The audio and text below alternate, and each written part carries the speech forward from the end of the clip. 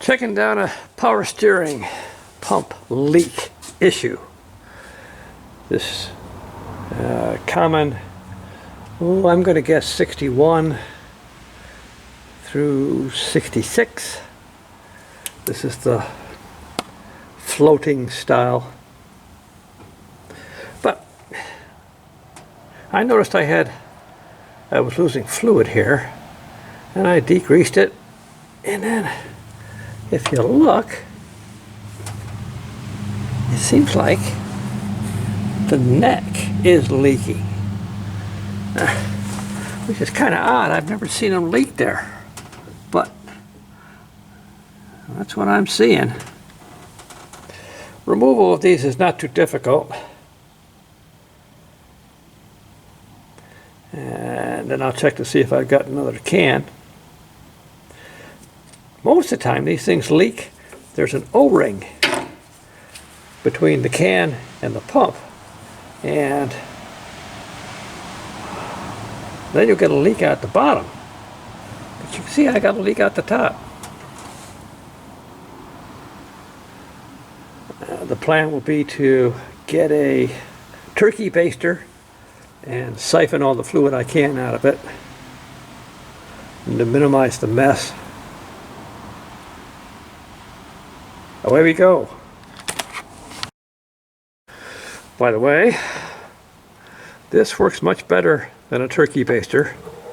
With that long snout, you can get way down into the can to get the contents out. Before I forget it, don't ever use heater hose for power steering return hose. They're both 5/8, and the temptation might be there to do it, but heater hose just cannot take the temperature, and the thing will start to swell, and just don't do it. Power steering return hose is cheap enough, and you can get it at the auto parts store.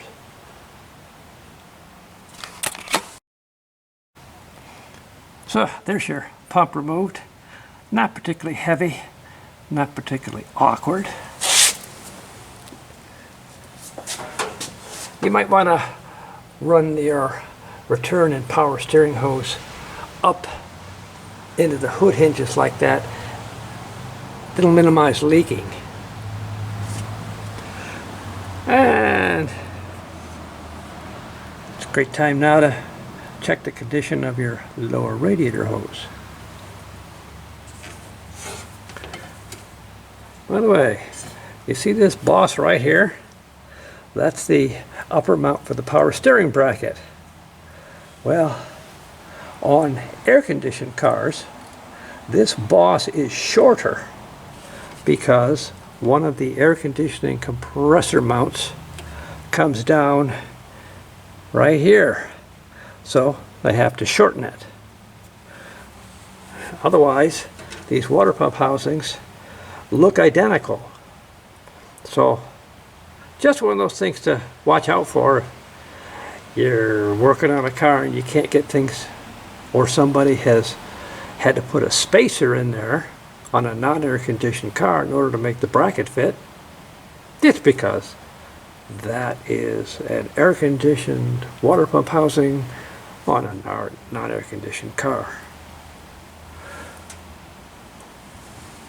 Back to work. Here's the pump on the bench.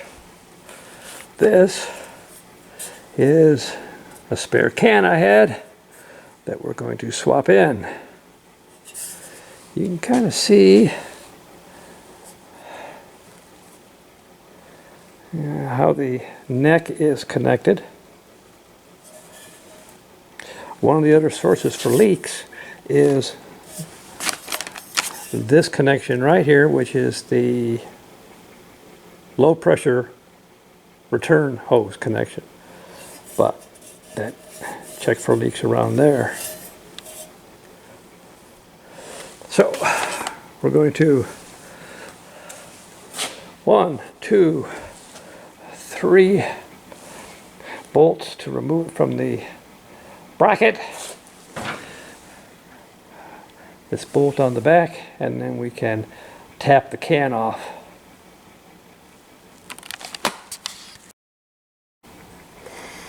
So we'll loosen this back one, and before you knock the can off, turn it over, because there'll be excess fluid still in there.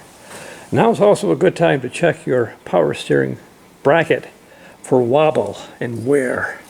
These things will wear along the bottom. Now you see this one's been repaired. Someone's welded up a larger bolt under there. Because when these things wear, then they start to tilt like this, and maintaining belt alignment is tough. Something to check at this point. Let's knock the can off. So there you go. The can comes off pretty easy. Just a couple of taps, and then you can put a screwdriver into the bosses and it'll pry right off. This is that O-ring I was telling you about. Time to replace it, and make sure you don't lose this shim. See that?